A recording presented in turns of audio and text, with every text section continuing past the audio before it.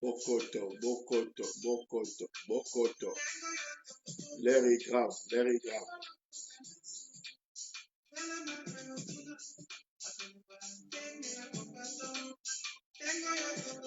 Bokoto, Bokoto.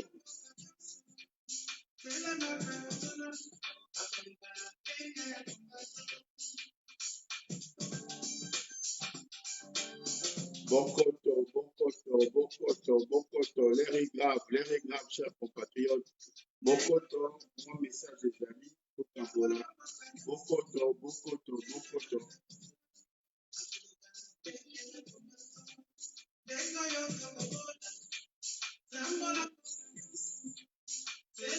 Vous partagez en même temps pour permettre aux compatriotes qui ne sont pas informés de notre direct puissent avoir accès.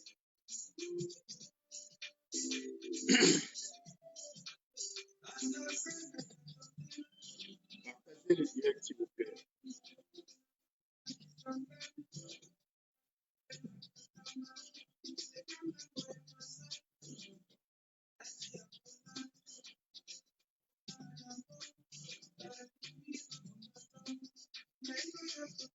Bokoto, vous partagez, vous allez sur vos solos là, vous partagez. Ceux qui sont à la musique et dans ma casse, prévenez-moi pour que je baisse le son. Voilà. Bokota, Bandeko.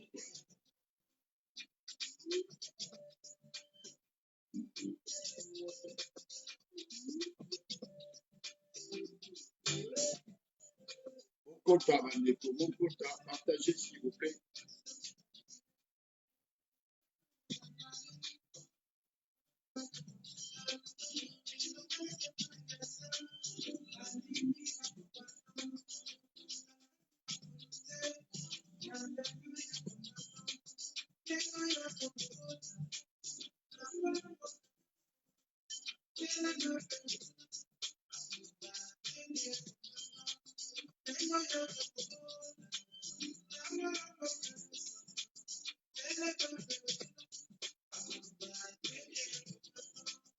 J'essaie d'inviter les amis.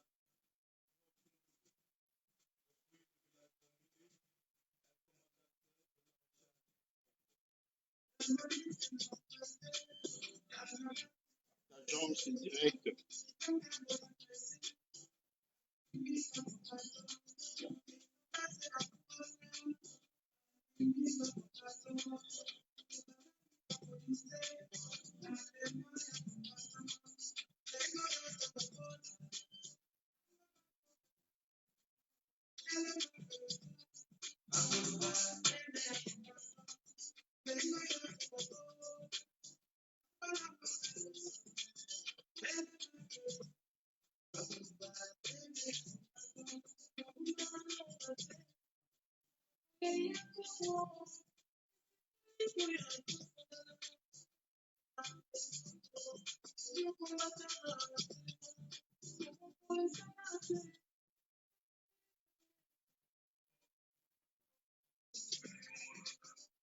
Bokoto.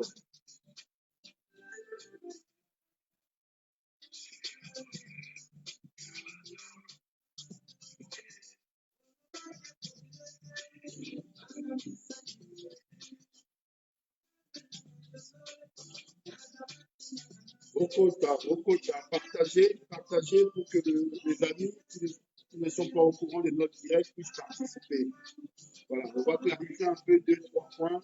On va répondre aussi à certaines compatriotes qui font du direct ci et là et qui veulent encore une fois créer des polémiques qui n'ont pas lieu d'être. Voilà. On va essayer de clarifier, on va essayer de mettre au clair certaines choses et puis on va continuer à mobiliser parce que le combat est encore long. Voilà.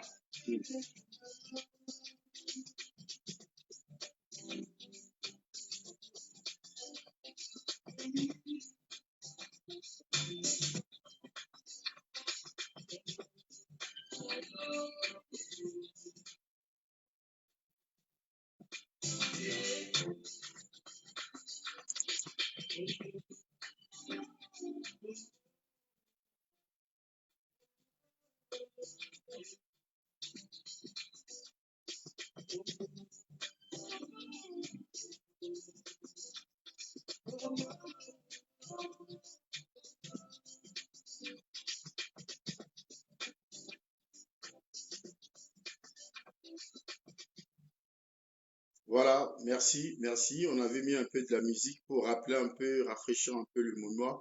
Hein, boyebi nzembo na biso ya ndenge ya combattant, il fallait beta pour que bah, tu vois, bozonga un peu na ndenge ya combattant, boyeba ke toza combattant. Bon voilà. Eza kozala combat, kozala na combat, to kozala combattant ndeko na nga bokela ngo soni te. Bozali combattant parce que bozali kokundela mboka na bino. Nous sommes des combattants, des résistants, des patriotes parce qu'on se bat pour une cause. Cause de Kobundela, les alliés justes. Toali Kobundela, la souveraineté en Mboka, Toali Kobundela, la paix, la tranquillité, la démocratie. Toali Kobunda pour que Mboka Nabiso, ma valeur sûre eux, qu'on permette à moi de se développer et tomber. Oui, chers compatriotes, vous avez tous suivi ce qui s'est passé le 28. On ne va pas forcément revenir sur ça. Et Biso Batewa, Biso, on a l'obligation à réserve. On ne va pas rentrer dans le détail, on ne va pas donner raison, on ne va pas donner tort, on ne va pas faire des commentaires parce que les éléments circulent et chacun a eu son opinion par rapport à la situation et par rapport à ce qui s'est passé. En tout cas, bon, j'ai la source dans l'AIT, n'a pas dans détail parce que tout a été dit, tout a été expliqué, tout a été interprété à tort ou à raison. Mais moi, je vais peut-être prendre la parole maintenant juste pour expliquer clairement qui sommes-nous et pourquoi Tokoma Kibongo et Toko Kende Wapi. Donc, aussi, essayer de rappeler peut-être à l'ordre, si on peut dire ainsi, hein, à nos compatriotes, je ne sais pas pourquoi, qui pensent que Bisso, tout ça, la sens et organisation, Bisso, tu as capitaliser les choses. Peut-être, ndenge bango bazo kanisa. Mais, na ko banda, ko expliquer un peu, parce que si et là, les gens pensent que nous ne sommes pas structurés, nous ne sommes pas organisés. Ils attendent d'avoir un leader, ils attendent d'avoir une plateforme qui va regrouper tout le monde et tout ça. Ndeko na ngai, nayebisa bino eloko moko, on a passé ba étape wana nyonso tout. Ya kosala ba plateforme, ya kosala ba structure, ya kobimisa ba leader, ya kosala machin et tout, et on a vu les conséquences. Mais aujourd'hui, je vais vous dire, on sait qui est qui. Ba figure emblématique oyo ebandaki komba oyo ya de cela plus de 10 ans. Même ba oyo babandaki kozalaki kobunda po misiki ekangama. Ntango mosusu eza ba figure oyo tomonaka lelo te. Du moins tobi na France, na Belgique, hein, na États-Unis ou Londres, partout là où vous voulez. Omonake et à chaque fois et ozala renouvellement. Et na chaque renouvellement ezwa na ba éléments ya sika. Et bakasi mpe ya bitumba mo depuis bazali mpe kaka fondamentaux ezali. On reste sur les fondamentaux. On n'empêchera personne à pouvoir relève, on n'empêchera personne à côté kumba na moment naï. Et ça pas tant il y a non bané mutakoti na kumba qui nous intéresse, mais c'est plutôt ce que nous sommes capables de faire pour mboka na biso. Et bandeko ba mona ce qui s'est passé le 28 na mabe na malamu nango le figure oyo ebimaki oyo ezalaki ezalaki ntango mosusu bafigure oyo tomesana komona yango te. Ça veut dire makambo ezalaki makambo ya Congo, ezalaki makambo ya bacombattant résistant te ya bapatriote te. Oui, peut-être les résistants patriotes baza baguide d'opinion bali bato oyo peut-être bango babemaka flambeau, mais derrière ça il y a un peuple déterminé pour ça, pour défendre sa cause. Et ce qui était essentiel hier, ils allaient qui en voient. Parce que qu'on a eu, boss se gêner. Ceux qui va finir au racaille, ceux qui va finir au violon, ceux qui va finir au boy. Parce que vous de la mabélé. Donc on a eu le rapport de force dans le terrain, et ça, la moyen est belé. Et nous avons fait preuve de responsabilité. Et tout ça qui aussi, contrairement à ceux qui pensaient que nous n'étions pas des radicaux. C'est eux qui sont les radicaux. Les vrais radicaux, ce sont les Occidentaux. Si vous regardez le comportement, la manière dont les Occidentaux se comportent par rapport au Yabiso africain, où on peut dire, pour ne pas parler au nom des Africains, parce que le but, c'est pas de parler au nom des Africains, par rapport à ce qui se passe au Congo, et on va voir que c'est eux les radicaux. C'est eux les méchants, c'est pas nous. Parce que le multinational qui tue, le multinational qui finance des rébellions, qui finance le pouvoir sanguinaire au Congo, ce sont eux les radicaux. Vous venez dans un pays qui ne vous appartient pas, vous imposez des guerres, vous tuez les gens, vous violez des mamans. Et maintenant, les gens qui sont des victimes cherchent à se défendre. Au final, radicaux parce qu'ils veulent se défendre pour que la liberté, vivre dans la paix. Il faut la fier. Tant vous allez au Bundela, dans le respect. On n'est pas contre la France. Moi, je suis de ceux qui pensent qu'il faut France est parmi partenaires privilégiés à Congo parce que nous avons une histoire commune, rien que linguistique, et ça là que bisona ba français to ko kamonate. Le passé à Congo, on a la présence antérieure à Mobutu et consort avec la France. On a vu, la France était le pays où on a eu au boy invasion à Rwanda dans le Congo. La France des Mitterrand. Tant que clan démocrate, la famille, le clan Bill Clinton, décidé de Mobutu. C'est la France qui s'est opposée. C'est la France qui s'est battue pour que le régime ya Mobutu, pour que le Congo est indépendant, le Congo est contre la Maboko, il y a oligarchie, va imposer tout et c'est la France qui l'a fait. Donc, quelque part, il y a une reconnaissance à la France. On va contre le français. Nous ne sommes pas contre le peuple français. Et c'est loin de là. Nous ne sommes pas non plus contre les intérêts de la France. Parce qu'entre l'Angleterre, qui, quand il arrive au Congo, il défend ses intérêts, entre les États-Unis, ceux qui va côté, ils agissent de manière aveugle. Au moins, la France, à Talaka, Babiloko, Oyoyo, pays wana musu batalaka. Et très souvent, dans makambo ya Congo, la France a souvent le devant de la scène.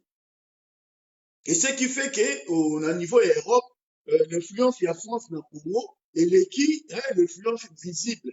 Allemand, ils opèrent aussi derrière le Rwanda d'une manière ou d'une autre, la Belgique et tout, mais l'influence diplomatique est là visible à la France. Et ce qui fait que par rapport au rapport que nous avons, le rapport linguistique avec la France, il ne faut pas oublier la culture a une grande influence, fait que l'opposition est un peu marquée sur la France. Dès qu'on a eu Tobundaki par tous les moyens. On avait utilisé les moyens légaux pour faire empêcher ces concerts-là. Mais le rapport de force politique et diplomatique est quand même à casse. Influence, il y a l'Organisation internationale de la francophonie, secrétaire général Louise Mushiwabo a joué une influence pour que concert Wana et Salama. Et comment est-il à un niveau que OIF, Organisation internationale de la francophonie, a parrainé qui concert Wana. Concert a fallu comment qui sous le haut patronage, il y a Louise Mushiwabo. La relation entre la France et le Rwanda est bien côté. Donc, ignorer l'élément. Et je vous dis que makambo oyoyo et salamaki décision en concert et salamaki le niveau il y a ba service il y a ba police ouais ba nini c'était une question politique. Il y a eu des enjeux politiques où ils allaient koluka ndenge nini ba quoi ça bituma pour pas permettre Rwanda à s'affirmer encore dans le régime il y a Tshilombo bazoni na ba vandisa. Ndeko na ngai il faut tirer les leçons vers le haut. Tirer les choses vers le haut. L'intention, il fallait mettre à confère. Ceux qui vont contenir à confère là, vous comprendre que ce n'était pas le confère de Fali. Fali va jouer à la tête d'affiche, va tirer le bosso. Tala, les battants ou artistes, là, monsieur, va bêter qui n'a Fali, Fali, a bêter même temps, koleka Dadju, koleka même l'autre, ils n'ont soit bêter qui. Il y a eu 3 artistes. Bêta qui joue. Mais dans l'affiche, qui fan. Donc les tensions, c'était quoi? C'était d'attirer les Congolais, pour l'ongola Congolais dans ma Congo, pour l'ongola Congolais dans ma préoccupation majeure, il y a Mbokanae, pour la côte, il y a Congolais dans la logique, il y a musique, il y a logique, il y a distraction. Boutir encore au biseau. Et défier aussi ma combattant, défier ma résistant, défier biseau qui me voilà. Il y a Tshilombo, on vous impose Tshilombo, on impose Fali, on impose la musique et basta. Soit vous acceptez le régime tel que construit la configuration actuelle et votre combat c'est fini. On était dans un rapport de force. Et la manière dont les choses se sont déroulées du début jusqu'à la fin, chacun peut interpréter. Moi, j'ai été au cœur des actions. Et je vous dis que nous sommes, nous sommes responsables. Il y a venir dans Bisso, il y a Congo. Et maintenant, pour répondre à ceux qui pensent que la diaspora n'est pas organisée, ou les combattants sont organisés, les personnes là, vont comprendre que peut-être dans un cercle, il y a fonctionnement, il y a bitumbate. Le but, ce n'est pas non plus de se dévoiler comment nous sommes organisés, comment nous fonctionnons. Mais déjà, quand le fait qu'il y a une démarche juridique au Monaki, jusqu'au bout, c'est que quelque part, il y a sens et organisation dans ce que nous faisons. Là, on compte dans le détail parce que le but, ce n'est pas d'être dans le détail. Et je vous rassure que organisation et concert, dispositif autour et salama qui en a, mongo et outaki na Congo. Mongo banaye ko yana ba valise diplomatique. Mongo banaye ko kita na ambassade ya Congo. Mongo bimi na ambassade ya Congo par rapport à ba mongo bino ofutaka ba passeport a bo faire ba démarche. Mongo wana o ya biso ya diaspora ndenge te faire fonctionner concert ya fali. L'ambassade ya RDC coûtera des millions et des millions par mois. Et je dis ça en connaissance de cause. Les dollars, peut-être, où t'es Kinshasa, mais pas héros ou Bimaki. Mais ma valise, il fallait que y ait mon personnellement pour y en ambassade. Et ça dit, bon, bah, héros et Bimaki. Ma dollar est où t'es Yaki. Parce que mon Yaki n'a pas volé et belé. Mon Yaki n'a pas volé et belé. Mon Yaki n'a réseau à dollar et où tu n'as pas payé. L'ambassade de Bimaki n'a pas héros. Et je vous dis en connaissance de cause. Et lorsque nous avons dit tout haut que c'était un concert politique, un concert très politisé, lorsqu'on disait qu'il y avait des agendas cachés, il y avait des influences politiques au sommet à l'État et au pays africain à niveau européen, ce n'était pas par hasard. Et lorsqu'on mettait en lumière l'aspect circulation, de manière abusive, même ma service compétente, sur cette question-là. Ce qu'on posait dans mon question, parce qu'ils étaient informés plus que nous. Parce qu'ils en savaient un peu plus. Mercredi, la semaine dernière, à 2 jours, il y a concert. Fali et Moko na Kayen, il y a Noir, à côté de l'ambassade. Abimana 2 sacs. Monga Soukata, on dit que comme chaud et comme chaud. Et comme chaud. Vous imaginez que tu passes qui pour maman, il y a le mercredi là, il y a pendant 3 heures, les concerts étaient interdits. Le mercredi, on a 2 jours à 48 heures, les concerts, des sujets qui concerts les acquis interdits. Mais si, au moins, la blague est comme concert les ondes. Mais aussi parce que parmi Bisso, Bajan double Bazali. Parmi Bisso, Bagenda Zali, infiltration Zali. Il y a un certain moment, nous avons une organisation pyramidale, architecture pyramidale, non. Tu travailles dans la transversalité, dans la dynamique d'équipe, dans un leadership d'équipe. Nous sommes dans la portion à pouvoir, dans l'intégralité à pouvoir, pour éviter la Là, c'est juste pour répondre à ceux qui pensent que nous ne sommes pas organisés. Mon cher, la désorganisation est une forme d'organisation. Les gens peuvent s'organiser pour ne pas s'organiser. Bobo s'en est noté. Ceux qui vont mourir, le désordre, c'est une forme d'organisation. L'ordre, c'est aussi une forme d'organisation. Nous sommes encore décidé de fonctionner, de s'organiser dans le désordre. Va faire régner le désordre, c'est une forme d'organisation pour éviter à ce que chef Azal. C'est une forme d'organisation. Vous travaillez dans la transversalité, vous croisez là, regard, compétence, dynamique, nous sommes ça là-haut à aider aussi à la quand il le faut.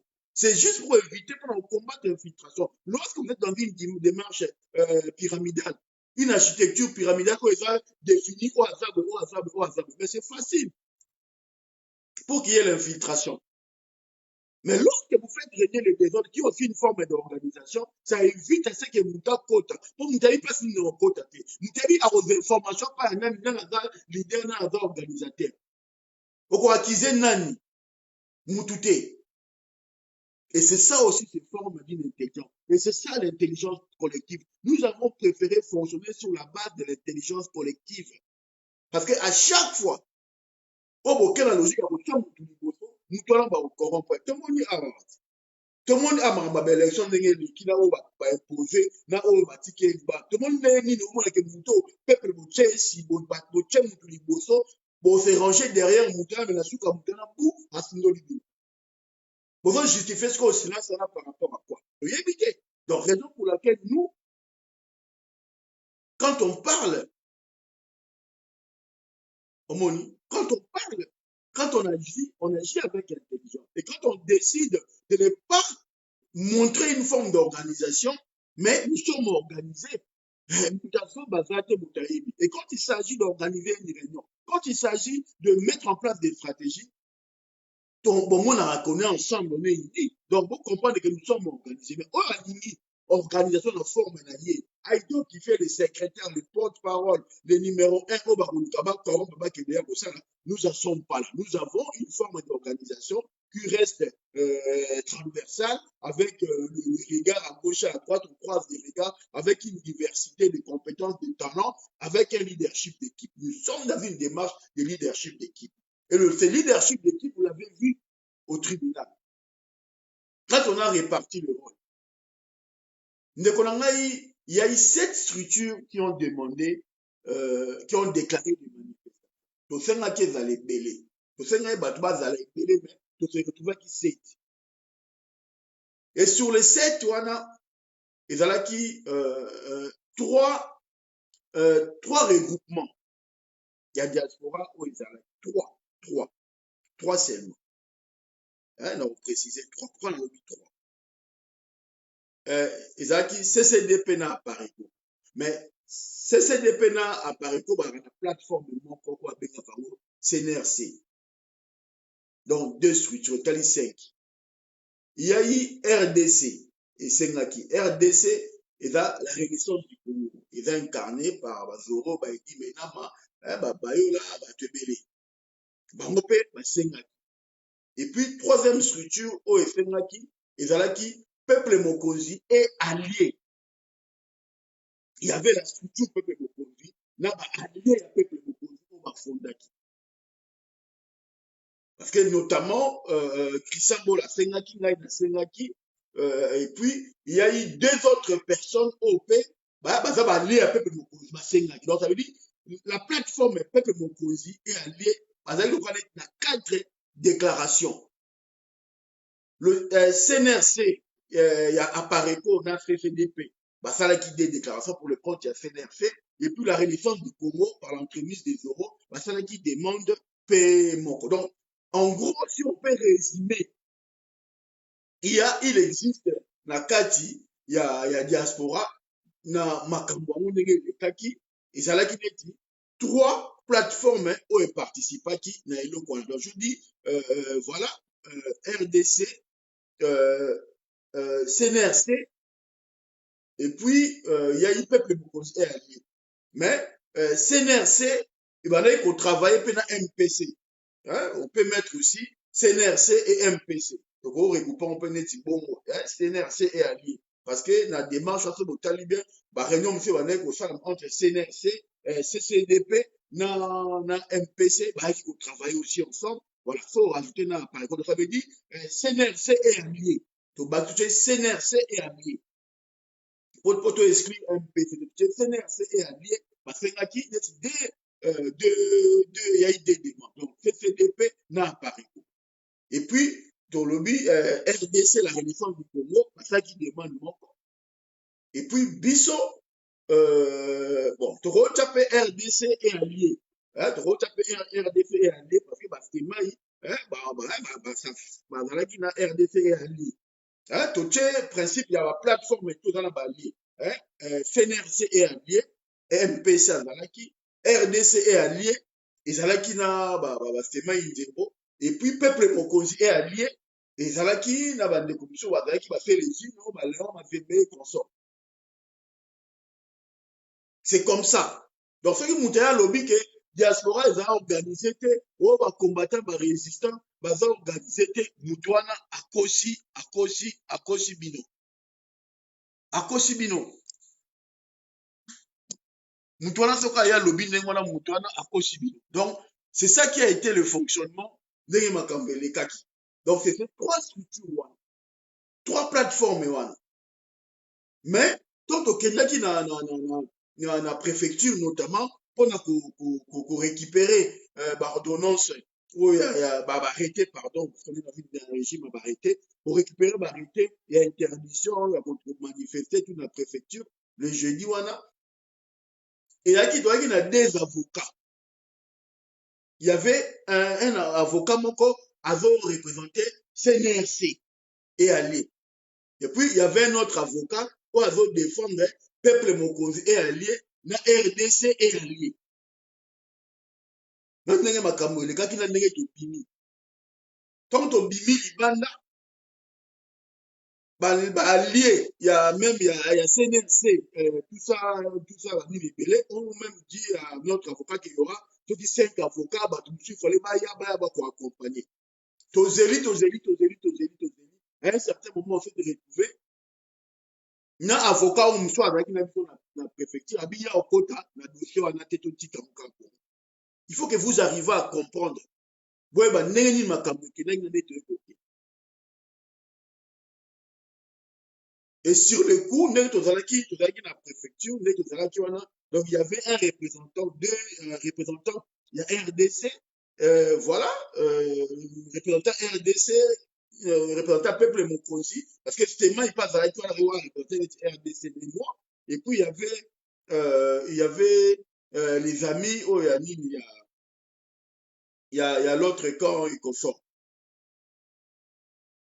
Moi j'ai décidé, nous on a décidé d'y aller sans hésitation, quel que soit le résultat, mais on était animé dans la volonté jusqu'au bout de notre démarche. Parce qu'on était dans notre droit. On a organisé, on s'est trompé. Parce que mettre à l'eau, on a niveau, il y a Luxembourg, on a Belgique, on a tous les jours, on échangeait déjà sur la procédure, même au cas où ceux qui vont rejeter le contentieux. Avant tout, arrêter Bima, tout le monde a travailler sur le plan B. Donc, personne ne vient nous dire que oui, organisé. On était très bien organisé. Et ce qui a fait que, de temps où décision est liée, et que tu dois recours, ton avocat me fait hésiter que, oh non, nous on avait déjà une idée derrière la tête, parce que on a dans un sous-bassement, mais c'était préparé qui déjà. On a dit on va y aller. Il y a un moment qu'on a conduit la délégation, et officiellement, dans cette démarche-là, contrairement prévu qu'on devait avoir 5 avocats, on s'est retrouvé avec un seul avocat. Olandimi a fait mouiller pour dossier qui est très sensible, très politique. Et moutou même avocat mousso baya qui wana baotala ba intérêt na bango baotala ba komona baotala ba image na bango ba souti. Il faut alors animer na sens patriotique on ndima okele na fond na décision au simanango ba puissance dans la carte. Et là c'est là où je salue notre compatriote Michel Tamba qui a accepté d'aller dans ce combat. On a pris le métro ngai na ali aller il y a peuple parce que peuple je dis il y avait 4 demandes pour le compte il y a peuple Mokonzi et allié. Et moi-même j'avais porté la délégation il y a peuple Mokonzi et donc voilà na kombo ya peuple Mokonzi na kombo ya RDC parce que Zora Zwaki Reta a délégué à petit mandat donc peuple Mokonzi na RDC la Renaissance du Congo nous avons pris la décision sans hésiter sans réfléchir avec notre avocat toqué sur le fond on a pris le métro on est parti.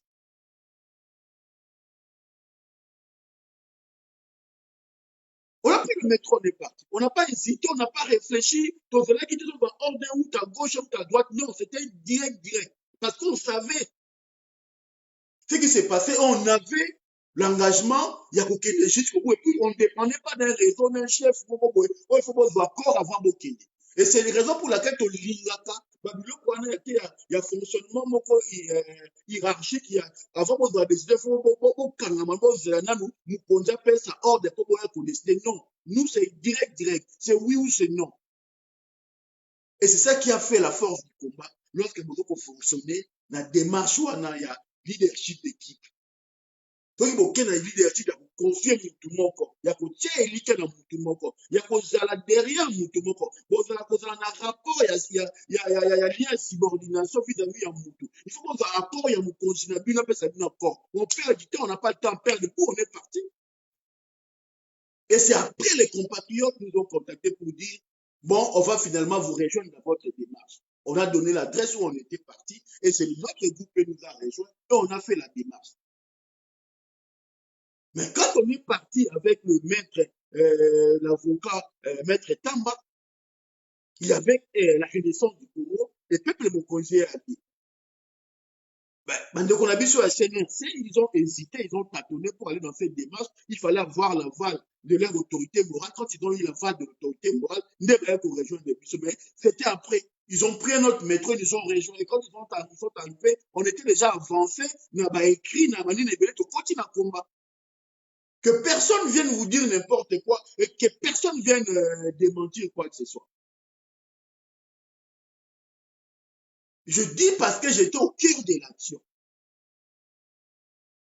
Je dis parce que je n'ai pas intérêt, il y a pourquoi c'est la moutou, tout est comme ça la beauté, non. Je dis ce que moi je veux dire. Et d'autres personnes, comme Azalaki na Sima, mettre chaque 2 secondes pour se faire intéressant dans l'histoire de commis maintenant sur le lien à cabinet avocat, avec ce bango, on peut s'en avoir pièce. Moutou, moi, appelle ça une pièce à zati. Donc, bateau, analyste, qui veulent montrer que bango, ils étaient, qui veulent montrer que bon, ils ont dit, il va faire le monter. On a médiatisé l'affaire, to bengi la presse ya diaspora. Presse mora diaspora yeti.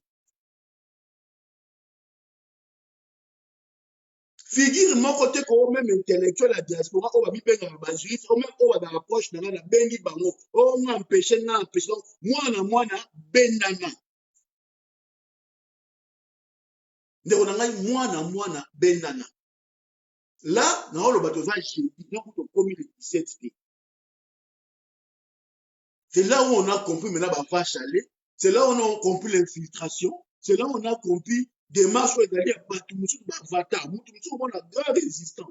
Mutumusu, on a un grand analyste de ceux qui politiques, ceux qui va chroniquer, on va faire la rabanie, nous ébélé. Alors, on n'a pas avocat chaque 2 minutes. Mais un avocat bloqué, avocat ne fait rien. Tant tel maître Ninaya. Zela Mutuboya, Zela Baéléma, Nito, Zela Baéléma, il faut tout avancer. Il faut tout qu'il. Donc, ce moment, il mettre à l'homme à l'homme qui brissait la vie. Parce que c'est un patriote. Ce moment, il va juriste, il va rana bango awawa. Moutoumon va veiller la peine dans le téléphone à benga na zate. Moutoumon va veiller la peine à benga zoro, pas peut sa zoro conseil à zate. Mais bango tu vas va influencer avocat. Même avocat ou aboyaki, a comme benga pas influencer avocat ou yabiso tika. Nga loba na ngai. Ngai na loba makameza. Nto au contredire nga azate. Oto okundela komofuta kundela komona vrai na busolo. So tozaka babiloko mabe ezali ovandi no melo lobi te bato bakomprendre te. So ipe mabe ezali bokoka kodénonce yango te boovanda kaka boye bato bakomprendre na réalité te bato banokanisaka kaka ondire tozalaka bato faux tozobunda faux tozosala bino mutu moko azodéfendre biso aza te tobunda biso moko. Tobunda biso moko. Et je salue, j'ai 2 personnes oyo bandeko na biso abasi mibale. Mireille na Karine, bon, Karine c'est ma cousine tout à fait normal, mais Mireille aussi on a qui bandeko oyo ba mona eloko ba ko apporter mingi ezate. Mais mona batuna mutoki na ye mbongo na ya pasi. Bana batuna mbongo na bango pasi, mais ba sali effort, ba contribuer peut être à l'effort de guerre wana. C'est ça le patriotisme. Wo muso alinge bima figurant ya salaki, o alinge bima ya kosala, o alinge ya kosala kwe. Mais na ba promesse na ba minoko, bon na bango ba statut na ba mire, au moins na bango il fait donner des leçons patriotiques, il fait donner des leçons de droit, il fait donner des leçons morales aux gens. Na publication na bango sur le mur. Mais mutumo a vu courage à bengate, on a maître Kingani, on a professeur, on a avocat. Mais au moins na mutu na parté na ndenge mo na kuzu na statut na bango na réaction na bango bazotia pression na avocat pour l'intimider, pour le mettre en difficulté. Et Resma, c'était un patriote. Parce que je vous dis que le jour-là, on était avec des avocats. Donc, Bimika na sa préfecture, moko binga na kota te. Aboyi na tiki. Alors, on influencé, mettre Tamba à kota te tika dossier avec Kidebo. Mais, ailleurs, on a comme un grand mouvement de résistance.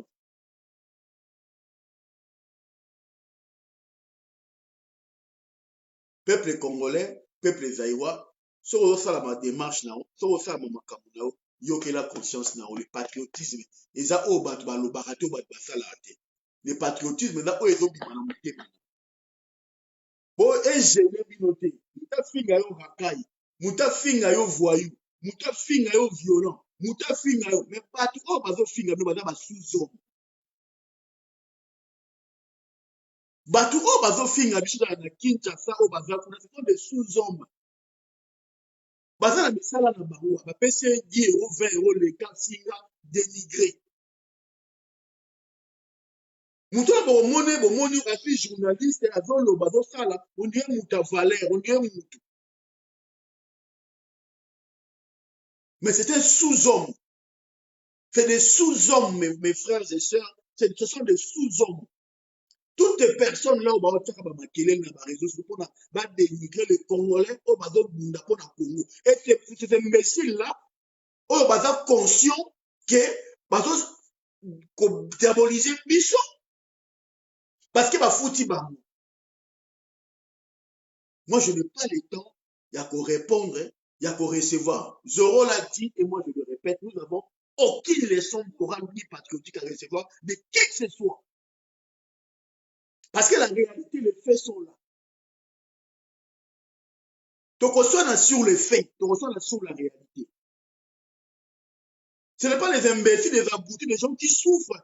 Bon, excusez-moi, en tout cas, la terme, la civilité, mais il y a un peu moins monté. Imbécilité, on est là par rapport à aboutir.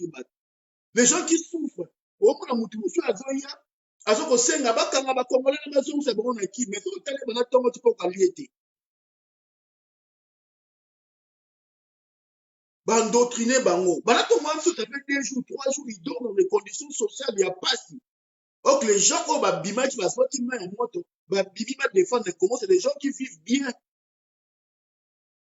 baza très bien na poto bapena bandako na ki balesaka bafamille nango batindaka bambongo na ki baza très bien. Donc bandeko baza awa na kati ya poto oyo bazosala baaction oyo mpona Congo baosala yango parce que bazali bandeko na bango na kati ya Congo baza kosouffrir. Soki yo famille na yo eza bien, soki yo famille na yo bozovivre bien, boza na besoin aide te bozoke bokoki tika bato bazosouffrir babunda mpona souffrance na bango. N'empêchez pas le paisible, le pauvre Congolais oyo bazosouffrir babunda mpona souffrance na bango parce que mutu atindaka mbongo tous les jours. Il a fait 30 ans en Europe et pendant 30 ans, à tous les jours, 500, 1000 pour subvenir à besoin de Rwanda qui tout cas Siliki a dans le droit de Silika.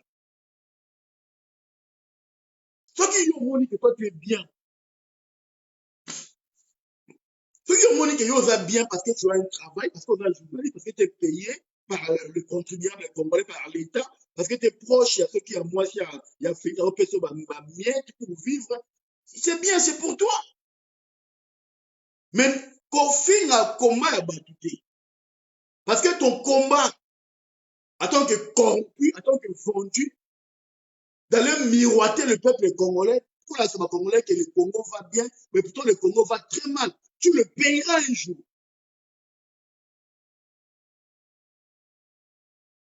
La réalité, il y a ma poto, c'est au de poto ou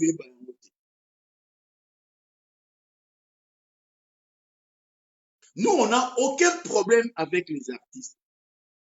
Voilà. Donc, en gros, pour vous résumer, hein, on a fait la démarche, on est parti à le niveau tribunal, on a fait la requête, et sur la requête, il y avait 5 associations, ouais, voilà, mais les trois regroupements étaient représentés ouais, sur les 7 qui s'étaient engagés, parce que 4, parmi les 7 demandes, 4 de là qui y a Peuple Mokonzi est allié, 2, il y a CNRC est allié, et puis Moko, il y a RDC est allié.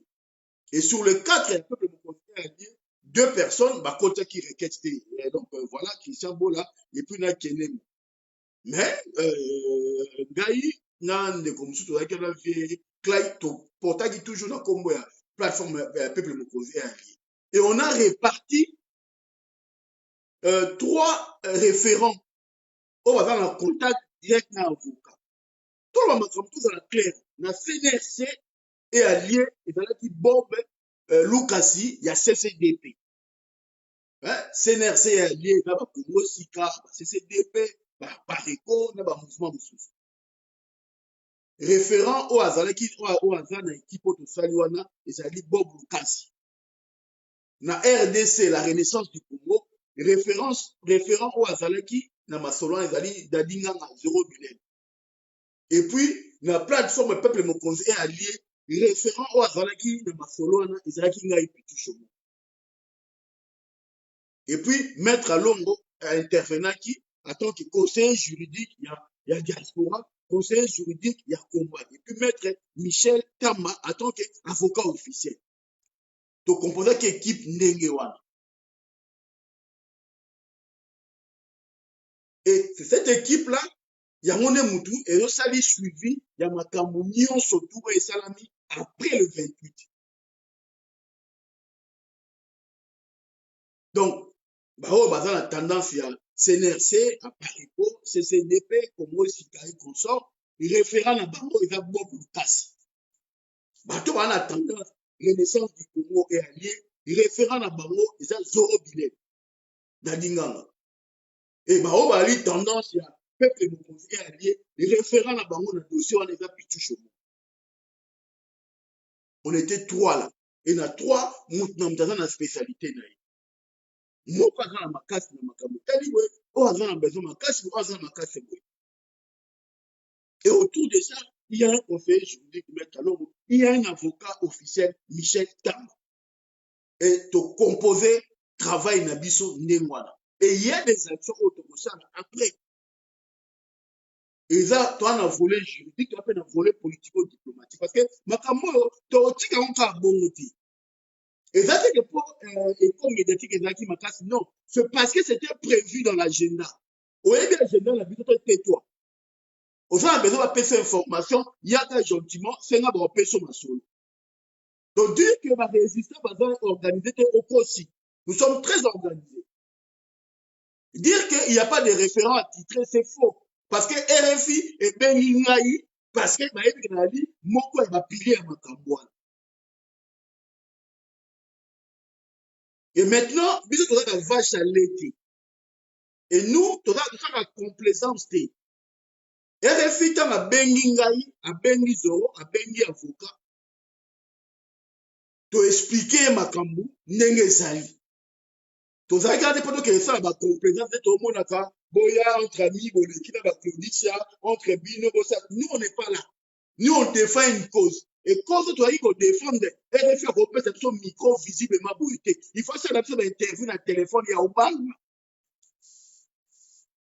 Pour dire que soit petit au plateau de bombe, au bêta. Implication de moi dans ma campagne est en faveur et en concert. Ils ont une part de responsabilité à ma campagne. On m'a dit, Batu Oyoyo, Bozomona Bango, Bazo Yenga Yenga, là-bas plateau RFI, là-bas Claudicia. Ce sont les mêmes personnes Oyoyo qui, à un certain moment, ont failli bloquer des marches dans le niveau de la justice. Qu'est-ce qu'ils ont apporté comme élément? Mais à chaque fois, attendez, on va pas forcément. On avait déjà un plan taillé. Maître Longo, Kitamba la moto le cantel. Papa, ça c'est bétaniti na souka. Donc il y a un plan qui est prévu et nous allons saisir, nous allons faire une mise au point officielle au moment venu. Tout ça, l'ikamudoa où est la tante. Et ça plan ça mené maman Mandeline à lobby. Tout ça précédé, tout ça est là on a biso, n'enga gêné vali, n'enga tout ça la réunion régulière pour statuer, pour examiner. Ce qui était important d'abord, c'était volet judiciaire. Qu'on se rassure que Bandekoutou Bazalaki a interpellé, Bandekoutou Bazalaki a arrêté, on a bango et les kaneng et les kaki. On va pas rentrer dans le détail. Et deuxièmement, c'était le volet politique. Il fallait tout interpeller ma politique, voilà, tout démonter, tout ça, ma mise au point, en contradiction par rapport à ce qui est dit, par rapport à ma politique. Et troisièmement, il y aura le volet diplomatique, donc c'est là, normal audience pour que, ben voilà, tout s'expliquer dans l'autorité sur les faits, et ça, dans l'agenda. Donc, on continue à travailler, nous avons besoin de dans la pour que le travail soit bien fait, nous avons l'habilité dans l'action. Nous avons besoin de que Mouta a contribué à ça. Non, nous sommes en train de travailler pour le Congo, pour le pays. Il y a un travail dans le bon sens.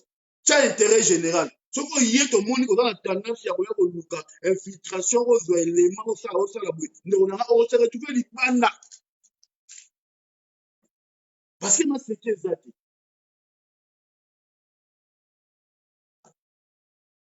Parce que moi, c'est que ça.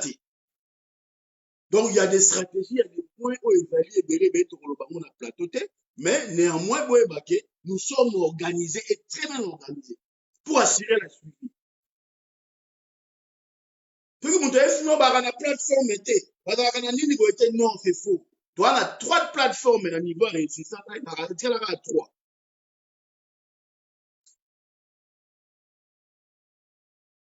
Peuple mokonzi est allié. Il y a allié à côté de mokonzi. Bon, on a fait les kino, bon, on a fermé les Congo d'abord, bon, on a Léon m'a fermé, bon, on a fait bélé, la katwa.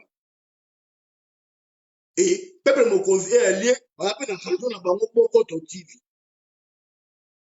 So on peut ezali. So OK, peut côté la renaissance du Congo, on a raté TV. Bon, on a zéro billet, ben il dit mais non, bah dit bah on a pas fait bélé la katwa. Soki mpo okei na CNRC omona appareil comme ape na chaîne na bango radio bendele masasi mpe ebetaka baccd mpe eza na kati bakongo sika eza na kati. Et il y a aussi le MPC, mais à MPC bajour baotravaille mingimingi na CNRC sikoyo makambo ndenge eza. Donc on a 3 plateformes, chaque plateforme eza na baréférent nango na makambo oyo. Donc moto akoyesa te koki toza organisé te, non, il faut yo moko mi situé parmi les 3 plateformes wana e allié. CNRC est allié na ABC bino ezali na ba MPC ba Apareco ba CCDP ba Congo sika baza kuna. La RDC est allié ezali ba zéro billet ba Sema Ntembo ba Edi Mena baza kuna. Et puis dans la peuple de conseil allié au monde ba commandant eso ba Edi Bolombo ba Boketu ba Christian Bola ba Shomongo na kati ba Ipo Waiza au monde na kati kuna ba le fermé de Congo d'abord au monde ba Célestine ba Léon Mazembe ba Maman Mungala ya ezali. Et na ba 3 plateformes même regroupement mutambiso na radio Bokoto au kuna baza na raté TV au kuna baza na radio Bendele. Mais ça c'est bête. Donc côté média toi na pointé ba teki ba na kata renaissance. Côté média toi na pointé. Donc ba information vraie toi na ba site na to wa recevoir. Quoi eza na spécialité na mo. Les patriotes ezali na Bendele ezali, raté TV ezali, Bokoto ezali. Nous avons la spécialité na. Donc toi na problème d'organisation. Toi na conseil juridique. Pour mettre à l'eau, pas malgré tout, on a un peuple de conduit et allié. Na rang tozali. Donc, nous avons grimacé, on va organiser, non. Si on a besoin d'avocat officiel, tu as un avocat moko mi paleti. Je répète, tu as un avocat moko mi paleti. Michel Tamba, c'est lui l'avocat officiel, c'est fini.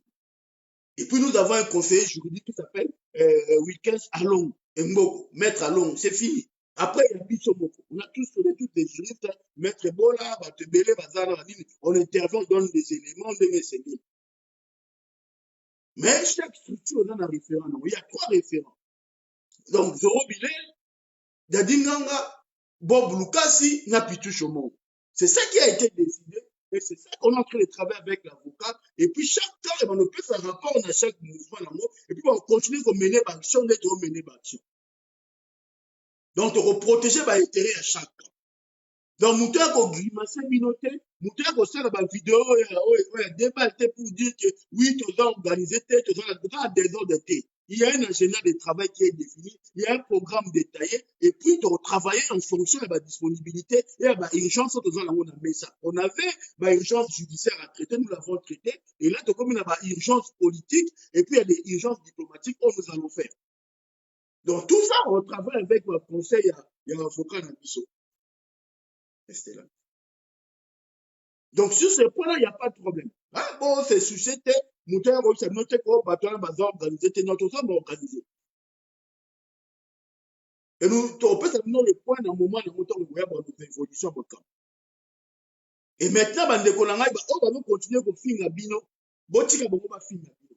Pour continuer parce que on les a pour la Congo. Makam ya Congo na RDC ndenge zala ba décider ngo na qualité. Toi qui tu le monnaie à voyager tous les 2 jours, tous les 3 jours à Libana, c'est parce que Congo va décider ngo Libana que personne ne vous trompe. Donc au moment où il y a affrontement au Salama qui les 28 qui entre impérialiste et la peuple congolais baobunda. Donc le affrontement il fallait ça manaki. Impérialiste dans le Congo va incarné par la classe politique vendue pourrie dans le gouvernement Nzaokuna. Et puis, plus de la Congo et le peuple. Donc, tout le monde va défendre le régime, moi, avatar, sous-homme. Ils reçoivent des instructions. Il y a quoi attaquer, tout bête et méchant. Moutou a un bolingo, mboka, waza patriote, a quoi attaquer Congo, défendre le Congo. Tous les hommes, ils savent valeur et Congo. Et nous sommes dans un rapport de force. Oui, ils ont plus de moyens de communication, ils ont plus de moyens pour déstabiliser, puis cela, tout est bien. Est-ce qu'ils essayent de faire, est-ce qu'ils sont en train de faire? Tout est bien, on doit être conscient. Mais ce qui est plus de ça, il faut toujours la poignée, tu vas avoir risque, il y a ok, la fraude. Et c'est difficile, il y a un risque belé. Et ça, un risque belé, de rouler on dit, matière, à béquem, c'est au bétate. Vous avez un risque, oh, bon, autre zoua, autre continent. Mais il faut pas tout le monde va l'attaquer, le monde va défendre le Congo, parce que ça, on peut tenir dans le salon. Donc, au moment où Salama qui le fait tout, on a les acquis. Donc, facture, on a et on a comment te foutre à facture. Moi, on a facture, on est allé, il y a qui déjà. Moi, on a ma fête, on a mon maison, il y a un négo au Sagalati. Donc, on a terre parce que Taliban m'a fini, parce que tout le monde a appartenir à la tribu, m'a fini, a proche à Félix, a fini, bon, soit normal. Ngasa esala nga nisho ni fole ki ofinyo le ki olobi na zakuna te car avant ndio na bomo te ko baka mufole sa eza kindoki te na France wa batu ba betami batu balingi bakufa mais le 29 asa afu pi ba congolais ba kende mais même yo mo za congolais zo masima tala nga luma bomo te ke lo mo eza bomo te ke mutwana asa eza il y a quelque chose qui ne va pas. Moutou peut-être moutou la tension est salami mais en limite sur Londres et que salama. Musique il fallait à Betaki. Musique il fallait à Betaki. Il a fait 30 minutes concert Bakatiango parce que c'était un show du banda. On va l'exa concert Moutouté. Bakata concert Kokata. Moutou c'est mieux qu'il fallait à petit combien de chansons, à petit combien de beats. On a l'habitude dans un concert et dans la 6 heures non-stop l'artiste à Betty. Quelqu'un qui a fait même pas une heure. 30 minutes Bakati concert Bakati concert Bakatango Kokata. Interdit concert parce qu'il fallait pas qu'il ait juste comme la logique là-bas. Mais concert est qu'est-il a sous-caté. Concert est parce que c'était chaud et très chaud. Bon, quand ça dit tant que concert est ça Batubao qui était Batubao Yakata non. Tout quand on concert aussi. Et on concert là et quand on a Katika. Donc les gens qui pensent que les concerts sont zoni bon au micro ça. Les gens qui pensent qu'il fallait bêta qui concert tranquillement du début jusqu'à la fin. Non, il y a eu 3 artistes. Innocent a Betty, Dadjo a Betty, il fallait Betty, mais à cette Bakati, Bakosio, malaise, ça là qui est. Non, là qui malaise, il y a qui malaise, c'était chaud dehors, mais il n'y avait pas de ça, il fallait arrêter le concert. Tant que le concert n'était pas arrêté, il faut continuer. Maintenant, on va continuer à Korea, parce que direct, qui est cancer, il faut matin, il faut une attaque, il fallait pas 4 concerts. Donc, concert, on est 4 années si là. abeta concert à Nambu. Bon, on a montage, on va faire un montage à 2 minutes, on va faire un montage. Moi, je vais la zone, on va démentir Nazati.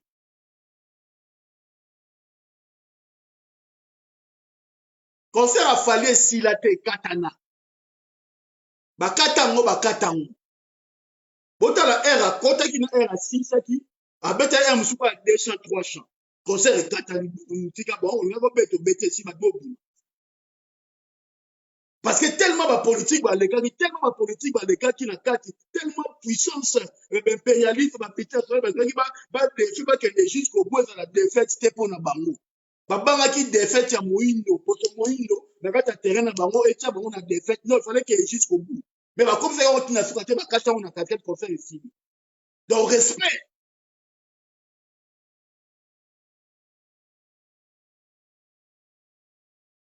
Respect.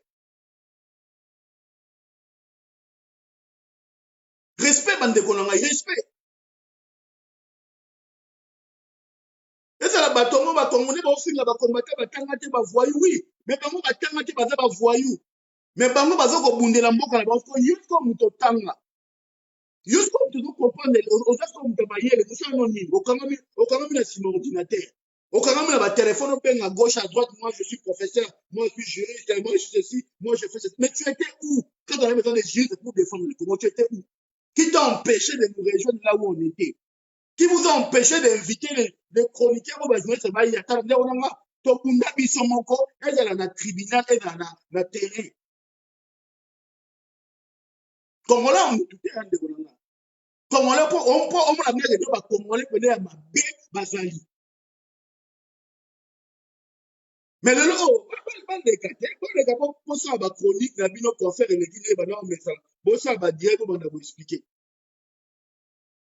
bon les kate siko yo mzo na 8000 km au vivre événement te ozoya ko fungola mbanga na yo oya ko expliquer ba que oui les gens sont voyous les gens font ceci non mais papa benga na biso ba voyous le bana ndenga olingi mutamta osala o alingi pour la vie na ye yo soko mono za bien parce que yo za derrière la femme la rwandaise là la femme de Chilombo tu cours derrière on te donne des miettes pour faire la maçon sur le plateau c'est ton droit c'est ta vie. Mais tu le payeras un jour. Tu le payeras un jour.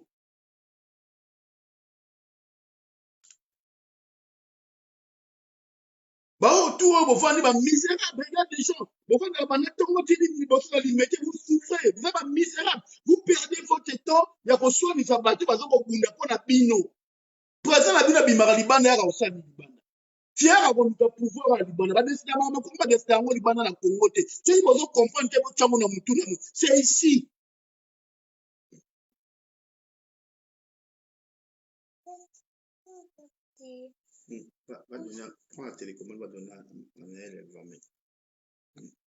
C'est ici, bah, décider à ma Congo à na kinte.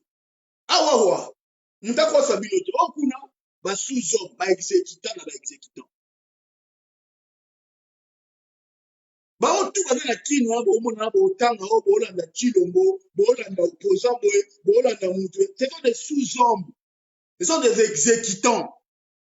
Bah, yaka, awawa, tongo midi pour que bah, ok, là, au fou, comme là, bah, on va kangela, bah, pas nous au salaire, pas nous le bas qui doit aller, ferme ta bouche, ne parle plus. Allez, chalabou. Bah, mettre la bombe à Zalia. Et c'est ici que va décider. Donc, on respecte Bitumba. Ce qui est là, au Kabila a fait retrouver Libanda, c'est parce qu'il y a eu la résistance à Libanda, parce que nous avons mené les combats ici. Et Mundele a dit à Bongoté. Peuple français, qu'est-ce qui est passé ici à Siriki? Avant la manière à sanctionner à sanctionner on a vote. Donc, on va tout faire à Siko, à action, va tout faire à Mamaka Boubou. C'est un problème politique, c'est un problème diplomatique. L'affrontement qui a eu lieu, il a dit politique, on est dans un contentieux politico-diplomatique avec les Occidentaux, notamment avec la France. Oh, tu dois apprendre la musicienneté, tu dois apprendre la profiter. Là, je résume pour que les gens comprennent, pour que le chroniqueur, j'ai vu un autre ami Patrick que j'admire beaucoup, qu'on a échangé énormément. Je vis quand il était à la préfecture, nous on était aussi. J'ai juste envie de lui dire à nos amis, on n'a pas de problème avec le musicien. Il ne faut pas résumer la question de combat dans la musique, non. On n'a pas de problème avec Fanny, on n'a pas de problème avec Kofi, on n'a pas de problème avec Ouera. Il y a un problème de l'occupation, il y a un problème politique. Il faut prendre la question plus au niveau politique que le niveau un simple contact avec les musiciens. Qu'est-ce qu'on en a à foutre avec les musiciens? Nous combattons la musique, nous combattons la démarche d'abrutissement qui se passe par le retour des concerts. Il faut que les gens comprennent. Les jours où nous revenons autour d'une table avec les politiciens et les occidentaux là, qui abrutissent, qui guident ces politiciens, on se mettra d'accord sur un plan Marshall pour le développement du Congo, pour le développement de l'Afrique. Ce jour-là, notre médecine a démarré. On ne veut pas que le Rwanda soit l'interlocuteur là-dessus, c'est concerne le Congo. Nous voulons que les Français, le Belge, les Américains s'adressent directement aux Congolais pour traiter les questions du Congo. On n'a pas besoin de l'intermédiaire rwandais, non. Non. Tant que le Rwanda jouera ce rôle d'intermédiaire, d'occupation, d'exécutant, on l'a cacaboyé. On l'a toujours dit, on l'a dit encore une fois. Et les gens doivent comprendre. Et le Rwanda nous a fait preuve, a montré la face du monde avec Fali, via Madame Lise Machukwa, montrer réellement que c'est lui qui décide sur le Congo, c'est le Pachilobo. Et là, c'était la colère des Congolais contre l'oligarchie rwandaise. Il faut dire qu'on m'a comme les années. Nous combattons un régime rwando-congolais. On ne combat pas Félix Tshisekedi, on ne combat pas Kabila. On combat un régime rwando-congolais. Bon, Canadien, bon Canadien, bon Canadien. Ce qui Rwanda dimine bakamba Congo, ce qui te vandi biso na ba Congolais, na ba Occidentaux na table ronde, te définir par ya ba mindele za nini, par ya Congo za nini, par na biso ba Congolais to to gérer on neni makamba esila yango moko. On s'en fout du reste. La musique, la vie va répondre naturellement. Tout ce que nous voulons, c'est qu'il y ait une vraie répartition des richesses. Nous voulons que la part qui défend l'État congolais soit gérée par les Congolais et non par le Rwanda. Là, il faut remonter l'information. Peut-être que les artistes, c'est pas peut-être une victime. Parce que va jouer un rôle. Ya kozala na baponi kana bango. Et quand bango baponi, et ça quand on doit bunda obo, na comme ennemi na biso par procuration parce que ils défendent nos ennemis. Attends, lorsque Fali s'affiche avec lui, naturellement, il devient un ennemi par procuration. La haine que les Congolais ont contre ce que le Rwanda fait aux Congolais, bah, c'est ce qu'on ne pas jouer. Il faut comprendre la frustration des Congolais. On voit des imbéciles, des journalistes comme ça. Parce qu'on donne 200 euros, 100 euros, ils passent sur le plateau pour abrutir, pour dire n'importe quoi, pour dénigrer les Congolais qui se battent pour une cause juste. Yo quand ils seront salis direct, ils ont fini par violent la porte de Batiki, les batu va vendre ba yoki yo. Hein? Mais Félix dit mon boss a bunda na ba belge na l'aéroport. Moi na vidéo Félix a bunda. Mais yo la va diriger Congo lelo. Yamba liboso. Si ba gilet jaune ba bunda na bango. Avant que sur la table na gouvernement français. Après avoir que bunda ba bundi, le pouvoir était obligé de te mettre avec eux pour que ma soit solution. Ba benga bango ba rakaïté. Et vous, on vous appelle des racailles, pourquoi? Donc, il faut comme y respecter. Nous n'avons pas de problème avec les musiciens. Nous avons un problème avec les régimes rwando-congolais. Et c'est le régime rwando-congolais aujourd'hui est soutenu par les Occidentaux, dont notamment la France. Que la France a dit, il sait comment faire. La France, elle sait comment faire. Les Occidentaux savent exactement comment faire pour mettre un terme à la résistance. On ne demande pas grand-chose. On ne demande pas grand-chose, Mandeko Langaï. Parce qu'on échange avec eux. bino bofinga biso bavoyi bofinga biso bavoyi bofinga biso mais bango babenga biso baradiko bayebi babenga biso baradiko pourquoi parce qu'on les rappelle le principe mais baradiko eza bango parce que bango nde baye na mboka bato bazoforce bazokofinancer baterroriste bazokofinancer bagroupes armés sont des terroristes. Lorsque les multinationales financent des groupes armés pour tuer les gens, pour terroriser la population, ils font quoi? C'est pas du terrorisme ça? Des groupes armés qui opèrent à l'est du Congo, c'est pas du terrorisme? Ils terrorisent pas la population? C'est quoi être terroriste?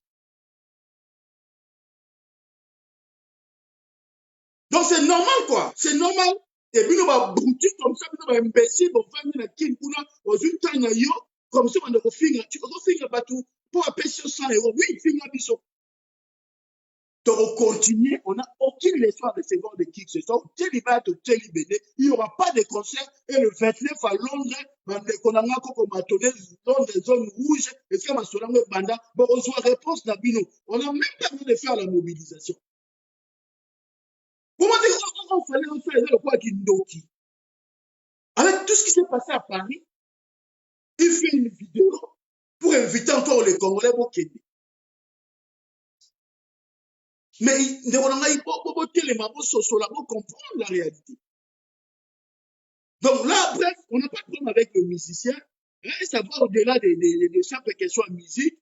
Ben, Bango, oui, Bazali, est éliminé par procuration parce qu'ils défendent les systèmes que nous combattons. Ils défendent les régimes rwando-congolais. Ils sont derrière ces régimes-là. Les régimes-là les utilisent pour abrutir la population, pour déstabiliser la mobilisation que nous avons mis en place. Et donc, on a Bango.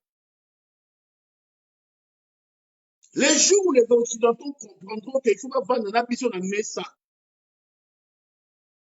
na régime na bango Rwanda Ouganda Congolais wana et on fera un plan et on va répartir qu'est-ce qui revient à qui. Et nous ne voulons pas voir les Rwandais comme des interlocuteurs. C'est apprendre où à laisser. Toi, ils sont pressés. Ma foute est au mataka, ma foute est au mata. Bitumba oyo ekomi lelo, ya bitumba oyo ezalaki hier te. Ya bitumba oyo ezalaki te. Oyo koyaka lobi toyebi te. Donc il faut mutu na mutu esika azali à comprendre que le peuple congolais à un certain moment a koloba stop et a kopelisa na kati ya Congo parce que aza komona ndenge makambo ezali kokende. C'est du foutage de gueule. Le peuple congolais ne peut plus compter sur les politiciens congolais. Bango nyonso na ba oyo baza na pouvoir na ba oyo baza na libanda pouvoir. La classe politique, elle est corrompue, elle est pourrie, elle est vendue. Les médias qui sont structurés, qui sont organisés, sont les médias du système.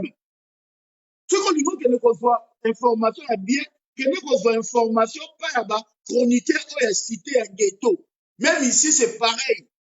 Vous avez vu tous les médias autres à un niveau, chroniqueur, animateur, ils n'étaient pas avec nous. On était tous seuls dans la radio, bomoni raté, bomoni bokoto. Bomoni raté, bomoni bokoto. Donc, vous ne venez pas nous dire que nous ne sommes pas organisés. Non, nous avons 3 référents.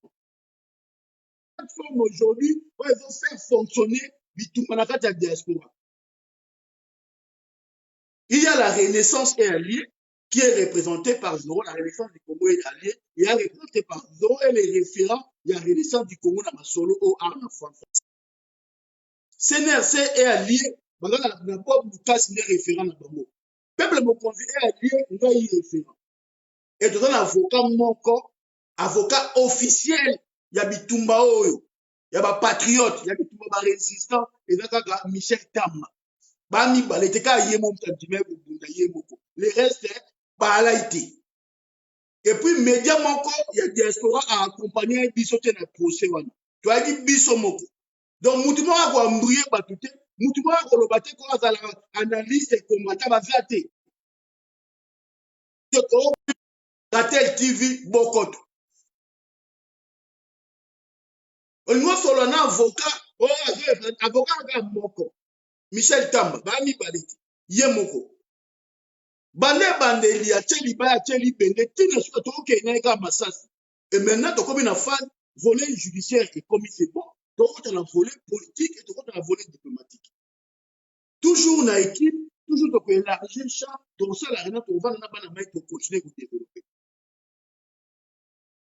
Voilà l'essence, il y a clarification, parce qu'on commence à faire un peu trop. Beaucoup de gens nous parlent, oui, dans l'organisation, dans la structure, il faut une plateforme. On a créé une plateforme, il y a déjà des structures, nous sommes en train de travailler, de retravailler dans la transversalité, de retravailler dans le leadership d'équipe, de retravailler dans l'intelligence collective. Mais tu as la structure dans la commune, la préfecture, au niveau de la décision, que nous contre-attaquer, bon, je vais là, nous, va pas savoir nos ordres. Tu fonctionner n'importe jamais. Tu as battu, tu as vu décision, puis tu as ok. Ndenge to sala ki ndenge to continuer pour fonctionner. Donc, et vos apaisements, maman mungala zala kimia, correspondre na yo te, correspondre na yo mutu te, sala bundela mboka na yo. Bundela mboka na yo, mandeko mususu omona na ndo la kolanda bango te. Ba osala o il fallait basala par rapport à bongo ba opesa par rapport à musala ba osala. Que personne vous trompe. Hein, celui Congo za okende bien. Ne ba chroniqueur otu ba tia makele ba zalate. Félix a besoin azala ba communicant te azala na batu ba za défendre. Tu as besoin il y a une solution. Ceux qui disent ceux qui ont gouverné, mais pourquoi tant cette haine au final rabat? Moi ça nous sommes en Libabino. C'est moi il y a une année na bino action ya mwana ba pont truc de saut de mouton bo suka na moi. On voit des gens comme ça qui arrivent au yébe, on va nous gâter moi sur le film, yo so disant mobile yo vendre. Mais on a te yebani. Balobaka muyaka moko afingisa bayaka nyonso. Muluba moko afingisa baluba nyonso. Mongo moko afingisa ba mongo nyonso. C'est comme ça. On va changer l'histoire. On va changer l'histoire. Pourquoi? Parce que Congolais a fonctionné avant tout la logique culturelle et tribale. Yo, ozo finga mama mungala, omi bengi fa ikati musongi nani. Siko yo, ozo mute tribu, ozo mute colony. Au moins, t'es déjà honte à vous. Au moins, t'es déjà sonné. Donc, yo va défendre Félix, pour ozo mboka mona Félix. Et ça sonne. Ngana mboka mona Fali Poupa. Ngai shomo na muta maindombe. Na mboka moko na Fali Poupa. Odongo mo adam mboka moko na Fali Poupa. Odonga mboko colonel Odongo. Ba mboka moko biso tuna la Fali Poupa. Ngai Odongo yuyu mutu mosi. Na répéta ngo ngai shpitu shomo. Odongo yuyu mutu mosi. Toza mboka moko na petit wana Fali Poupa. Oh, to combattre ye. Totie makamba ki tribute, eza makamba Congo. Eza makamba ki tribute. Voilà pourquoi on explique que non, on veut défendre les fatigues pour un moulouba. Mais tu prends aussi les kilos, donc on a critiqué partout, parce que plus patriote que yo. Yo non patriote, tu es tribal. Nuance. Tout le monde a, yo, tu es patriote, tu es tribal. Yo on défend les Turcs parce qu'on est tribaliste. Parce que tu es du même village, tu es la tribu, on a plus. Non. Non. Non, occasion, on a une occasion au petit Robin. Toche Congo Liboso. C'est ça la différence. Maman Mungala, c'était un patriote, il est un tribaliste. Aujourd'hui, Maman Mungala, par rapport à la tribu, aujourd'hui, la tribu, aujourd'hui, la communauté, nuance. Il faut qu'on nuance les choses. Personne n'est contre Balouba. Balouba, tout va soutenir Félix. Il y a des Balouba qui sont contre Félix. Il y a des Balouba qui sont patriotes, qui se battent pour la patrie. Et on a du respect à ces gens-là. Et on les respecte, on est avec eux. Tout ça qui est à Paris, à Bruxelles, il y a eu qui tributent dans l'inoté parce qu'ils étaient animés à volonté pour défendre le Congo. Ngai na combattre mutaba ndundu oya muyaka to bazo défendre fayulu pour ki muyaka to pour mayungu il faut combattre mutuana il faut combattre Martin Fayulu pour patriotisme ou pour la valeur moko juste Défendre Martin Fayulu pour le Kimayungu, non. Défendre Fayulu parce que, comment on a un juste, parce que tu penses que l'inspiration politique, économique, et donc on se rapprocher, oui. Koyate parce qu'on va prendre une aïe, on va monter Mayumbu, il faut défendre, non. Comment ça peut mater pour la boy? Naï, ceux qui ont yé, il y a une chose, ceux qui ont yé, naï, au dépôt, bateau, tu vas défendre le mot. À part le côté tribalisme, il n'y a rien homme de Félix Tshisekedi. Il n'y a pas. À part le côté tribalisme, on a fanatique tribal, on a taliban, nous devons pousser Batou. Parce qu'en réalité, dans la gestion du pays, on a fait des dégâts. Donc, on a étudié dans quel comment réclamer Kabila Zonga. On a étudié comment réclamer Kabila Zonga. Parce que yozo koyeb sangai ke bino ba combattant bo kunda po mais quels sont les ça étudiants là oh ba vani ba réclamer Kabila Zonga par rapport à bon Mirama oh tout le monde a gestion la Congo. Le Congo n'a jamais eu un président aussi bête, aussi irresponsable que Félix. Bâton. Non, tout le monde a cabinet le plus pauvre intellectuellement pour le Congo. N'a Congo, la présidence de la République, on le graphique, et c'est un cabinet pauvre intellectuellement. Mais lui, on a dit, bon, ça, il y a un film, maman, mon gars. Mais il y a tout est sur l'hypothèse, mais il y a un film, de part à tribu. Bon, bino, si quoi, il y a une tribu, on a l'équipe à tribu tout. Mais ça, c'est quoi, est-il comparatif entre le cabinet tribal, parce que dans le Congo, on a un fonctionnement tribal, c'est pas seulement les Balouba. Les Bangala sont tribales, les Bakongo sont tribales, les Baswahili sont tribales. On a eu le président Ngala, président du Congo, président Moulouba, président Moussouaïli. Comparons maintenant le fonctionnement du cabinet. Est-ce que le cabinet est irresponsable, les abrutis les moins intelligents dans le Congo, comparé à le cabinet. Comparé ce que vous voyez,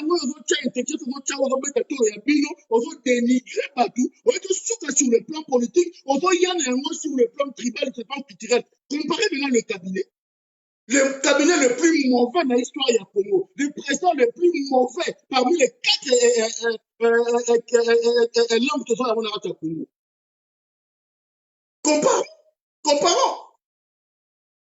Attends, mais il faut être malade. Des fois, il faut se regarder en glace pour faire ma vidéo. On va faire la On a eu le cabinet de Mobutu, il y avait une majorité à Bangala. Quelle est maintenant la composition du cabinet de Mobutu? On a eu le cabinet de Kassafoubou, avec les Bakongo en majorité. Quel est le fonctionnement du cabinet de Foyadano? On a eu le cabinet de Mouzé. Attends que Swahili, tel un cabinet. On a eu le cabinet de Touti. Notre cabinet en tant que président, tel un cabinet. Et on a eu le cabinet de Balouba. En tant que Félix président, tel un cabinet. Et comparé maintenant au cabinet, où est-ce que c'est wapi?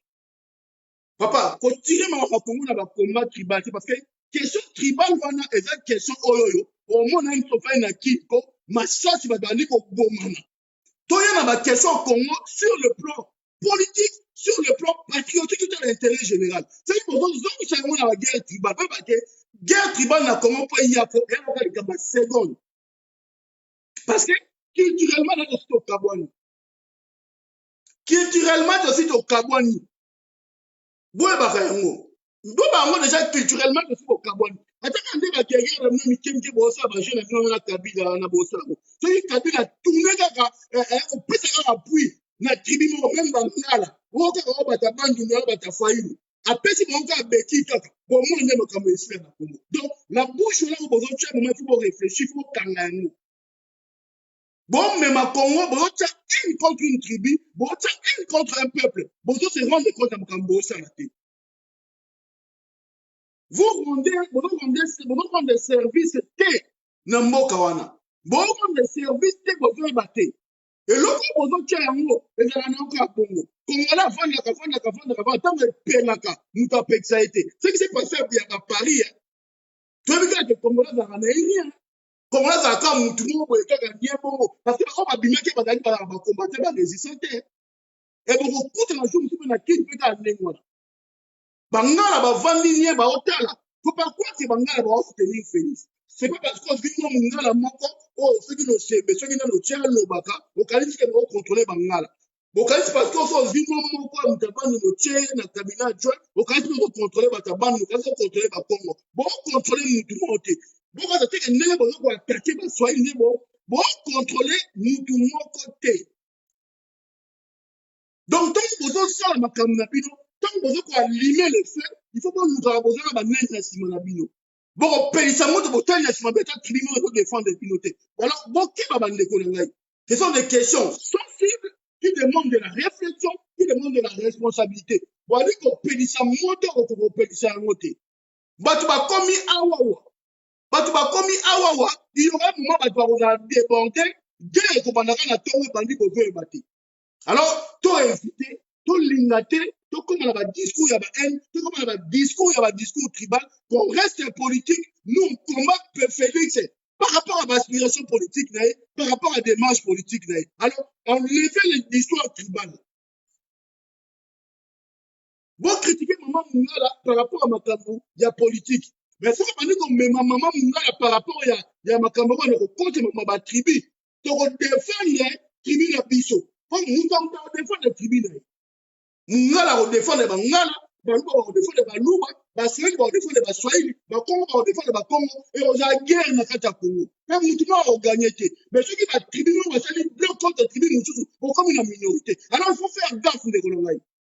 Quand il doit faire gaffe dans le terrain, c'est un terrain glissant, et on a forcément la victoriété. D'autant plus que le fonctionnement congolais est lié d'abord à nos mentalités culturelles et tribales. Il y a une haine contre une tribu, parce que vous l'alimentez. On est sûr qu'on est contre la famille qui s'est contre l'INEPES, nous avons commis si l'INEPES parti tribal, bon, commis si l'INEPES, tout le monde a fait l'INEPES, peut-être c'est faux.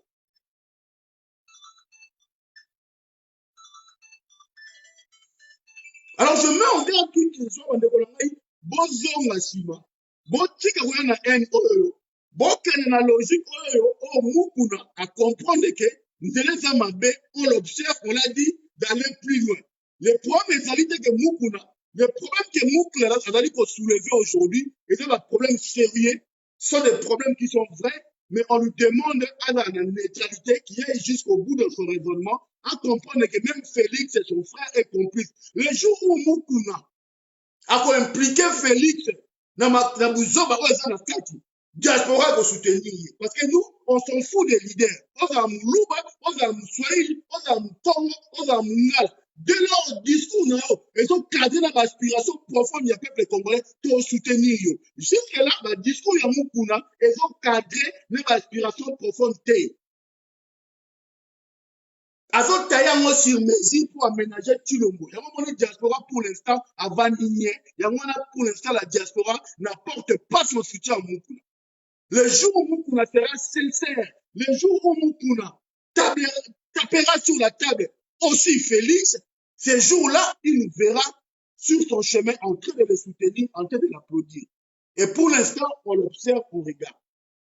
Donc voilà. Donc sur la question, il y a Kadiombo, contre les Maman Mungala, il doit comprendre que Moutoumou a la monopole de la violence dans le Congo, Moutoumou a la injure facile à Zate, Moutoumou a la monopole, il y a un discours tribal à Zate. Et puis, ce discours tribal est côté Congo Mobimba. Batali Bosso va perdre. Et Zabino a le pouvoir parce que Bilon Bosso gérer Congo, et puis Bilon Bosso a la responsabilité parce que le reste des tribus va sans armes, et Bilon Bosso a armes. Donc, armes, Bilon va tirer sur les civils et va pas louer la Bilon. Donc, vous avez intérêt à un certain moment dans l'histoire pour comprendre que vous êtes Mingwaki. Il faut pas comprendre que vous êtes Bosimbi Maki. Et Maki Bosimbi, ceux qui vont gérer un mot bien et qu'on pense la bino na maboko et qu'on salir bino bilamba et qu'on zoma la sous na gestion ya mboka wana te. La question politique est la question tribale. Il faut dissocier les enjeux politiques aux enjeux tribaux. L'enjeu politique qui est côté de la tribu, c'est sensible, c'est dangereux et il y a des conséquences pour les mesurer. Et aujourd'hui, moi, je vais tisser haine par rapport à vos discours, par rapport à vos comportements. Ça ne fait qu'alimenter la haine. Ça ne fait qu'alimenter. Il y aura un moment qu'on déborde, qu'on bima, et personne ne va les gérer. Bon, c'est mon gars, on est avanti, il va au Tindabino. Congolais fonctionne à Bongo. Personne n'a cru que les Congolais là où nous avons rebelle tout de suite à Congo. N'est-ce pas qu'il n'y a pas de bon, mon avis, les militaires peuvent pas rebelle. Qui n'ont pas bêti rebelle à la lycée Kao. Et bah, tu vas dire qu'il n'y a pas rebelle. Et ça dit, bah, t'as pas ouais, bah, côté, bah, tchang, mais dans l'histoire, il y a violence. Quand on se doit minimiser, bah, t'as pas nous, t'as dit qu'on se regarde, et on va battre, c'est là qu'il va Congo. Je dis Bataban, mais c'est pas Congo. Parce que Congo, pas Congo. Et là, Congo, nous devons avoir la Kin, la Yuma. Congo, na Rwanda na Kin. Congo ya Njili, Congo ya Njili, Congo ya Kimbaseke, Congo ya Livulu, Congo ya Mbaza, Congo Mbabundaki.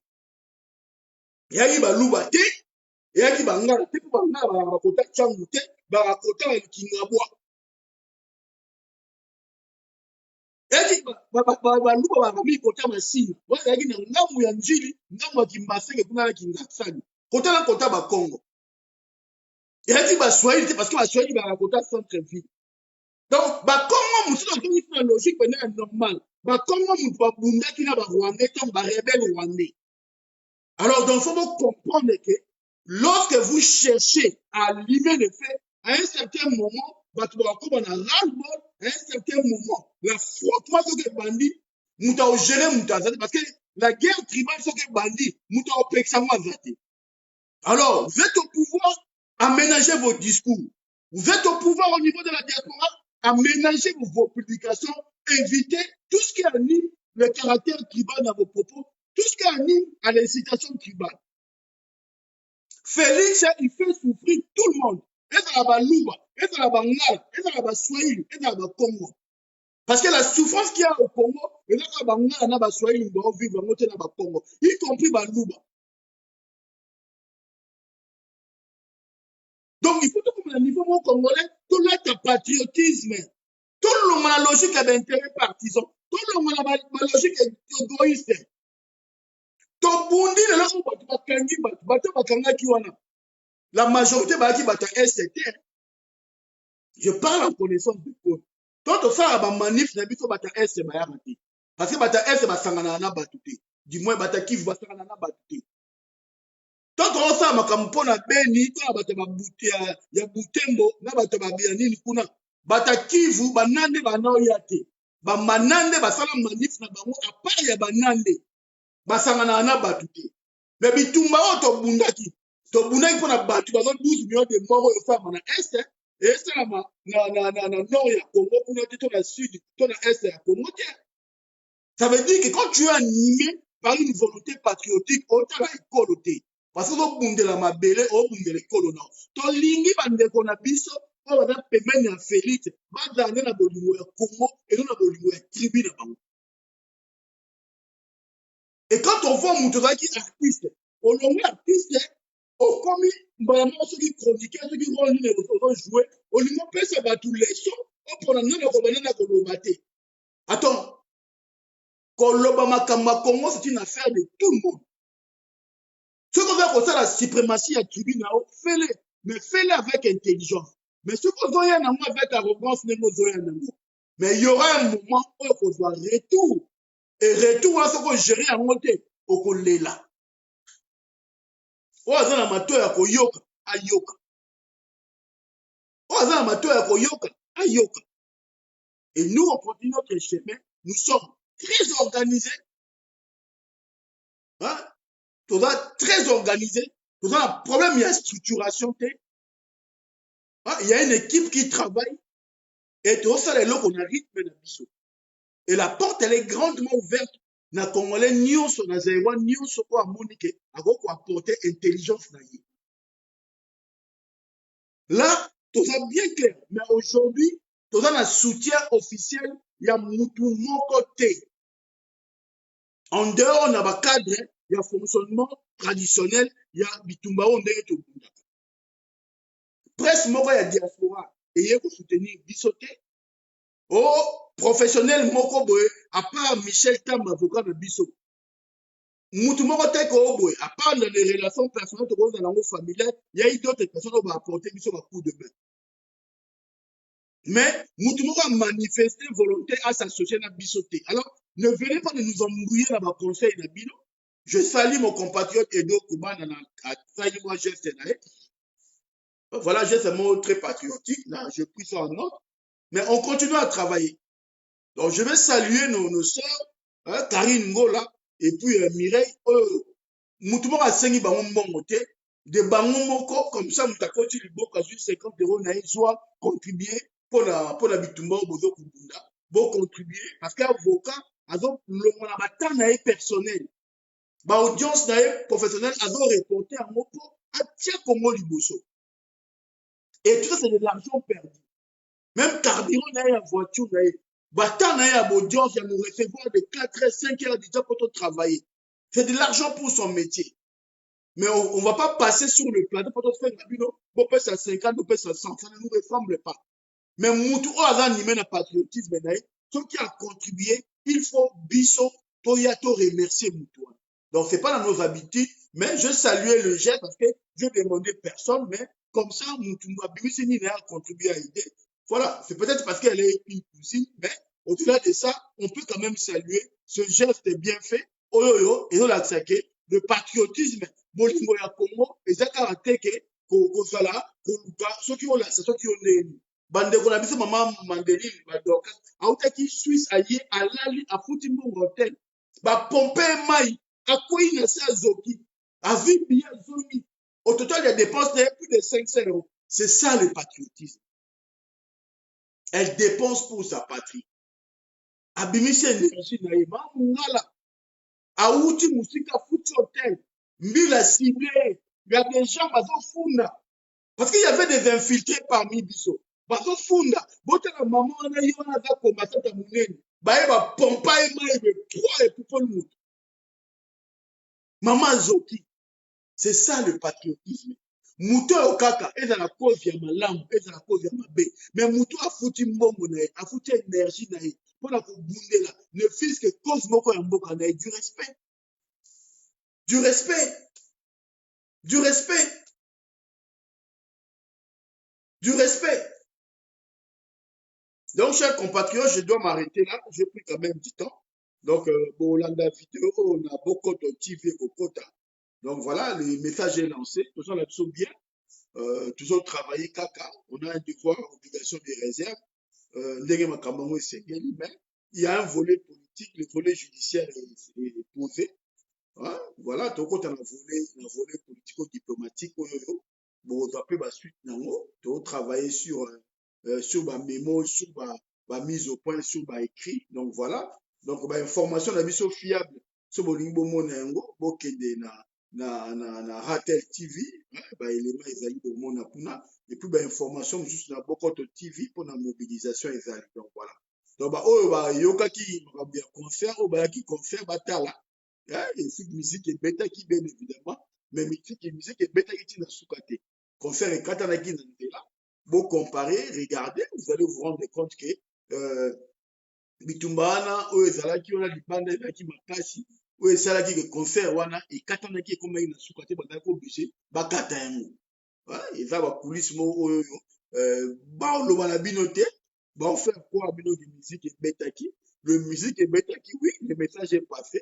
Est-ce que musique yango botondaki yango? Est-ce que musique ebetaki pendant 1 heure? Est-ce que musique ebetaki combien de minutes? 30 minutes. Donc voilà. Donc mobiliser bato baye pour ça 30 minutes va bima. Et ça ridicule. C'est parce que la pression dehors était populaire. Parce que la pression dehors est qui m'a cassé. Voilà. Il y a eu 3 axes qui se sont produits. Il y a Inos, Dadju et Fali. Voilà. Tizaki Fali comme tête d'affiche parce que il a voulu faire le sale boulot et il a fait le sale boulot. Mais Congo et Keliboso. Image ya Congo, message à 12 millions de morts. Et l'équipe, nous avons fait notre travail. Et puis, voilà, nous, notre travail est fait. Donc voilà, on est là, on continue à travailler, on va continuer à travailler sur les Congo. Donc voilà, merci d'avoir Congolais. Donc voilà, donc ingeta.